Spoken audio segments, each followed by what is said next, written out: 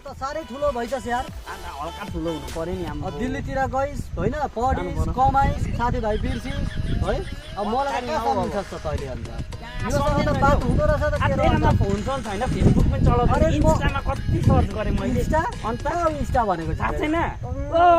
हामीलाई इन्स्टा थाहा रहेन रहेछ क्याप भइदिएन क्या हौ यो हेर त यो फोनमा तैँले पठाएको हो यो फोन अन्त मैले पैसा पठाइदिएको होइन यसरी फोन चलाएर घरमा बाबुआमाले कराए दिन रातको